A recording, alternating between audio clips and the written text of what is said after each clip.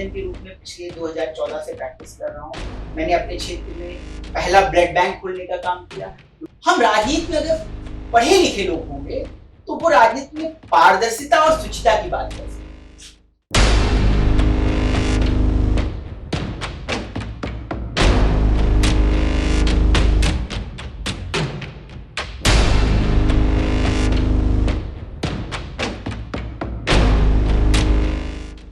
नमस्कार, मैं पीयूष मणि अवस्थी। आप देख रहे हैं इंडिया जंक्शन। इंडिया जंक्शन की खास मुलाकात में आज हमारे मेहमान हैं डॉक्टर अभिषेक रावत। कौन है अभिषेक रावत, ये जानना बेहद जरूरी है। दरअसल मछली शहर लोकसभा सीट से बीजेपी से तैयारी कर रहे डॉक्टर अभिषेक रावत आखिर राजनीति में क्यों? क्योंकि डॉक्टर अभिषेक रावत एमबीबीएस डॉक्टर, सर्जन भी है, फिर राजनीति में अपने फ्यूचर को क्यों तलाश रहे हैं, जानते हैं इन्हीं से। आइए मिलते हैं और मुलाकात कराते हैं आपकी डॉक्टर अभिषेक रावत से। सर, बहुत बहुत स्वागत है आपका। डॉक्टर हैं आप, सर्जन हैं, एमबीबीएस डॉक्टर हैं, आपके पिता विधायक हैं, आपकी माता नगर रही है विधानसभा।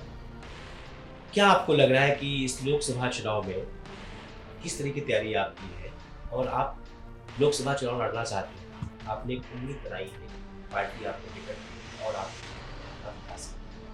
तो ये अचानक एकाएक डॉक्टर से राजनीति में आना, ये क्या है? इंडिया जंक्शन के माध्यम से मैं अपनी मछली शहर की समस्त क्षेत्रवासियों को और देशवासियों को बहुत बहुत शुभकामनाएं और बधाई देना चाहता हूँ। राजनीति मेरे अंदर अचानक से नहीं आई। मैं लंबे समय तक भारतीय जनता पार्टी में एक कार्यकर्ता के रूप में काम करता रहा और 2017 में जब हमारी माता जी ने मछली शहर से चुनाव लड़ा, उसके बाद भारतीय जनता पार्टी के शीर्ष नेतृत्व ने मुझे काम में देखते हुए, मेरा मूल्यांकन करते हुए मुझे संगठन में पूरे उत्तर प्रदेश का शोध एवं नीति प्रभारी बनाया, नीति प्रमुख बनाया, अनुसूचित। और मैं लगातार कई बार मैं मछली शहर जिले का, जौनपुर जनपद का, सुल्तानपुर का और लालगंज का अनुसूचित मोर्चे का प्रभारी भी रहा और मैं संगठन में लंबे समय से काम कर रहा हूँ। अब चूंकि संगठन में लंबे समय से काम करने के साथ साथ मुझे अपने समाज के बीच में जाने का, अनुसूचित समाज की एक बहुत बड़ी जनसंख्या उत्तर प्रदेश में है, इसके बीच में भारतीय जनता पार्टी में मुझे काम करने का अवसर मिला। और वहाँ उस अवसर के बाद मैंने ये महसूस किया कि अगर समाज के अंतिम व्यक्ति, जो कि हमारी भारतीय जनता पार्टी उस समय की विचारधारा है, अंतिम व्यक्ति जो कतार में खड़ा है, जब तक वो नहीं आएगा आगे, तब तक देश का विकास नहीं होगा। आपने भी बताया मुझे कि अंतिम पायदान पे जो बीजेपी की जो योजनाएं हैं, आपकी जो पार्टी की योजनाएं हैं, उसमें तो करोड़ों लोगों को राशन फ्री देना, 80 करोड़ लोगों को राशन फ्री देना और भी बहुत सी योजनाएं हैं जिनका लाभ आदमी उनको मिल रहा है। अब आप खुद अपने आप को, आपके सामने सिटिंग सांसद बीजेपी से, तो आप कैसे खुद, क्या आप किस तरह से खुद को वहां पे प्रेजेंट करेंगे और आपको एक मौका दिया जाए? इस 10 वर्षीय जो हमारी भारतीय जनता पार्टी की सरकार है, तो जो काम कांग्रेस और वामपंथी सरकारों ने लंबे समय तक सत्ता में रहते हुए नहीं कर पाए अनुसूचित समाज के लिए, उस काम को बखूबी हमारे यशस्वी प्रधानमंत्री माननीय मोदी जी, अगर अंत्योदय की भावना का सही रूप में, सही मायनों में देश में विकास हुआ है, तो वो आदरणीय प्रधानमंत्री जी। उसके बाद जब 2017 में प्रदेश में माननीय योगी जी की सरकार बनी, आप देखिए उसके बाद से अनुसूचित समाज के व्यक्तियों ने मान सम्मान के साथ समाज में रहना शुरू किया। पहले कितनी घटनाएं होती थी, पहले किस तरीके से अनुसूचित समाज के लोगों को दबाया जाता था और सरकारों में उनको गिराया जाता था, उनके मान मर्दन किया जाता था। मगर अगर सही मायनों में अनुसूचित समाज को जीने का अधिकार दिया है, चलने का अधिकार दिया है, अपनी बात को समाज में रखने का अधिकार दिया है, तो वो माननीय प्रधानमंत्री ने किया है। इस बात को लेकर जो आपने बताया, जो मान सम्मान, पद प्रतिष्ठा, इसको तो कहीं ना कहीं से बीएसपी बोलती कि हम ही इनके रहनुमा हैं, हम ही हमारी वजह से ही सब सेफ है, हम ही इनकी आवाज़ उठाते हैं, हम ही इनकी आवाज़ करते हैं। कि आपके कहने के अनुसार कुछ और है, तो कैसे एक्सप्लेन करेंगे?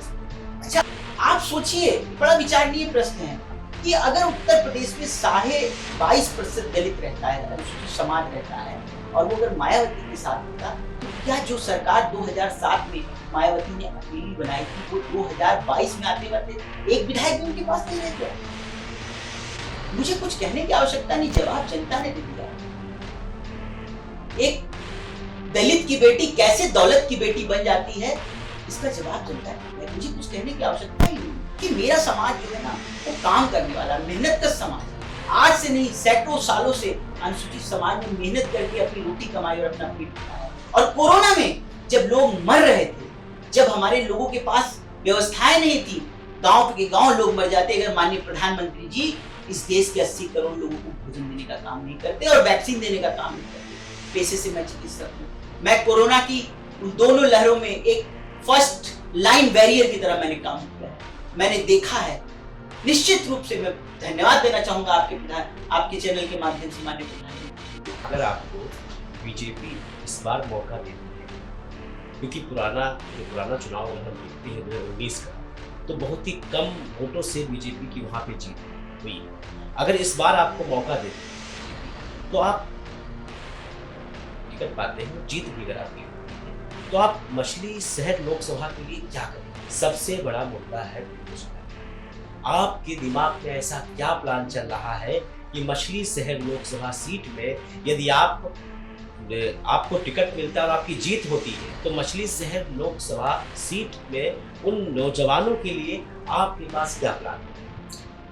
कोई भी सरकार 100% लोगों को सरकारी नौकरी मिल सकती। बेरोजगारी एक समस्या है, मगर इससे अगर एक प्लानिंग के तहत काम किया जाए तो इससे बहुत ही आसानी से निपटा जा सकता है। हमारे माननीय प्रधानमंत्री जी ने इतनी योजनाएं चलाई हैं, सेल्फ एम्प्लॉयमेंट की तमाम योजनाएं चल रही हैं देश में। उसके बाद छोटे 20,000 से लेके करोड़ तक के लोन की व्यवस्था की योजना चल रही है।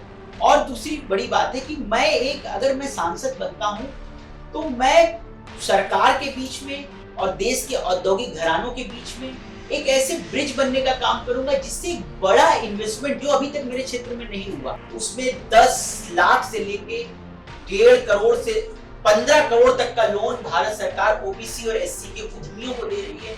इस तरह से एक बहुत बड़ा एनवायरनमेंट क्रिएट किया जा सकता है, एक अच्छा वातावरण खड़ा किया जा सकता है। अगर आपका नेता सशक्त हो, अपनी बात रख सके, आपकी लोकसभा में अपने क्षेत्र की बात रख सके और देश का जो विकास का रथ चल रहा है, उस रथ के पहियों से मछली शहर के पहियों को मिला के चल सके, एक अच्छा कम्युनिकेशन बना सके, तो निश्चित तौर पे बेरोजगारी की समस्या से आसानी मिल सकती है। आपको विरासत मिलेगी अगर मिलेगी। पिताजी विधायक, माताजी राजनीति में सक्रिय कार्यकर्ता है।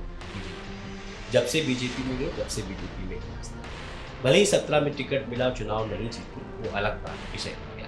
आप डॉक्टर बने, एमएस हुए, सर्जन हुए, एक मतलब जो है अच्छी उसमें आपकी गिनती आती है। तो अब आप राजनीति में वापस आ रहे हैं, तो क्या ये आपका जेनेटिक जो है वापस लेके आ रहा है, या फिर वाकई में आपको लग रहा है कि नहीं, मुझे अब राजनीति में ही जाके कुछ बदलाव करना है? चीजें सिर्फ विरासत में मिलने से नहीं होता, एक जहन होता है कि मैं समाज में कैसे अधिक से अधिक लोगों को लाभ दूंगा। मैं एक डॉक्टर के रूप में, एक सर्जन के रूप में पिछले 2014 से प्रैक्टिस कर रहा हूँ। मैंने अपने क्षेत्र में पहला ब्लड बैंक खोलने का काम किया, क्योंकि मुझे लगता था कि हर महीने उस क्षेत्र में 200 से 300 लोग से ब्लड की कमी से मर जाते हैं। मैंने एक पहल की, मैंने ब्लड बैंक खोला। एक इंटीरियर पार्ट शाहगंज जौनपुर जनपद का एक हिस्सा है, वहाँ पे ब्लड की जरूरत होती थी, लोगों को बनारस से जौनपुर जाना पड़ता था, वहाँ मैंने ब्लड बैंक खोला। आज लोगों की जान बच रही है। हम राजनीति में अगर पढ़े लिखे लोग होंगे तो वो राजनीति में पारदर्शिता और शुचिता की बात कर सकते हैं। प्रधानमंत्री मोदी जी इस बार अपनी बार 400 पार का नारा दिया, तो आपके पास क्या योजना है मछली शहर के लोगों को अपने प्रति प्रभावित करने की? देखिए, पहले तो मैं आपको चैनल के माध्यम से बताना चाहूंगा कि राम मंदिर का जो मुद्दा था पूरा वो लोगों के राजनीतिक तो बनाया गया ना, नहीं, ये लोगों की आस्था का विषय है।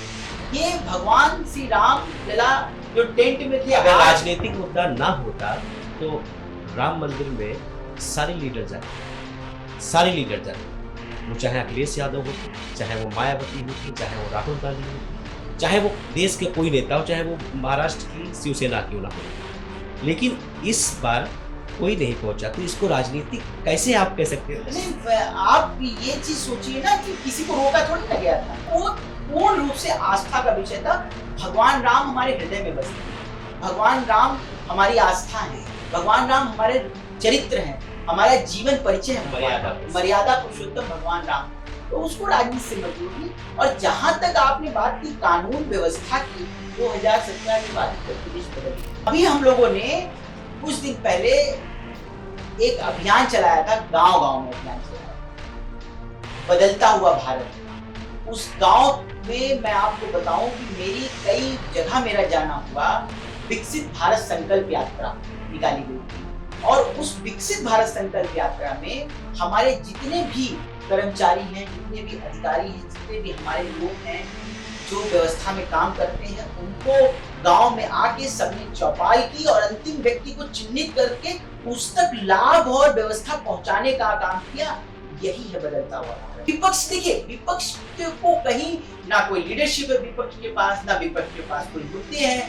2017 में जब से उत्तर प्रदेश में सरकार बनी, 2014 से जब से देश में सरकार बनी, लगातार विकास करने का काम किया। आप देखिए, जो लोग एक दूसरे को देखना नहीं पसंद करते थे, आज वो गलबैया करके घूम रहे हैं। यही है बदलता हुआ भारत, यही है बदलता हुआ। अगर आपको मछली शहर लोकसभा से प्रत्याशी बीजेपी बनाती है, तो आप अपने सामने खड़े प्रतिद्वंदियों को कैसे देखेंगे?